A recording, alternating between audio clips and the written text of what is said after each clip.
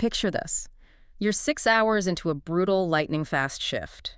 You're moving like lightning. The order printer is just, screaming, pans are clattering, you're dodging coworkers, managing endless requests. Oh yeah, you're timing every single movement perfectly just to survive it. Exactly. You are the glue keeping the whole chaotic operation from collapsing. But then, you get home, and the house is completely, utterly silent.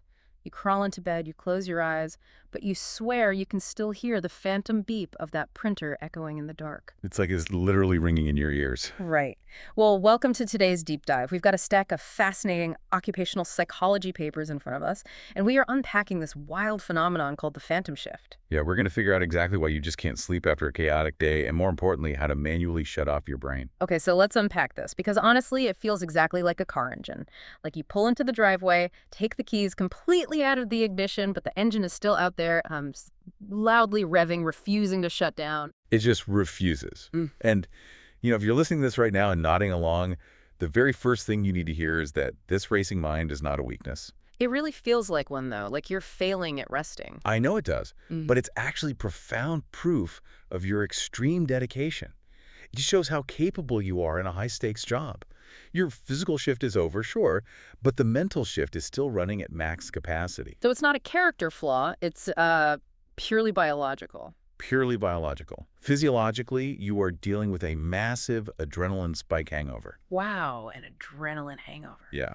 When you work a job requiring split-second timing, like a professional kitchen or a highly demanding retail floor, your brain enters a heavily hyper-vigilant state.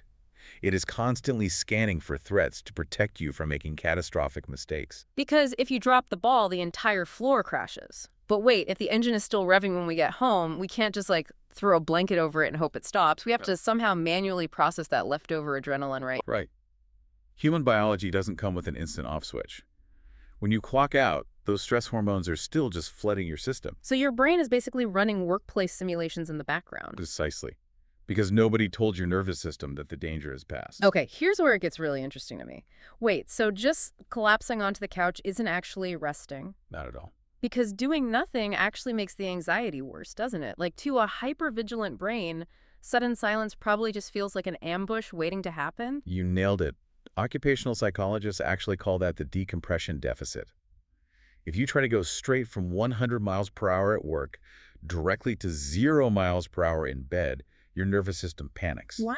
It doesn't trust the quiet. So it fills that sudden silence with work anxiety. Living in this constant state of never truly resting is a direct shortcut to severe burnout. So we have to physically prove to our bodies that the shift is over. Yes. High EQ professionals know that true rest is an active process. You have to intentionally signal physical safety to your body. To stop those phantom noises, you must actively wind down using a structured decompression protocol. And looking at the research on bridging that gap, it all points to controlled, rhythmic movement to complete the biological stress cycle. Exactly. Basically, your brain pumped you full of adrenaline to run from a tiger, which was actually just, a broken order printer. So by doing 20 minutes of stationary running or a structured yoga flow right when you get home, you're physically showing your nervous system that you successfully ran away and survived. Yeah, by engaging your body in repetitive physical movement that you completely control, you burn off those leftover stress hormones. You are safely landing your nervous system so your mind can smoothly enter a state of true rest. Even just taking a 20-minute walk while listening to non-work ambient music does the trick. That makes so much sense. So to summarize what we're learning today, your hyperactive mind is a sign you are incredibly good at your intense job. But it is time to protect your peace. Use a physical transition ritual to flush out that adrenaline so you can finally leave the phantom shift behind. You really owe it to yourself to rest just as fiercely as you work. Oh, absolutely. So what does this all mean for you tonight? I want you to think about this. If your brain works this tirelessly, revving that engine to protect you from making mistakes during a shift, imagine the profound peace you could achieve if you trained it to protect your rest with that exact same intensity.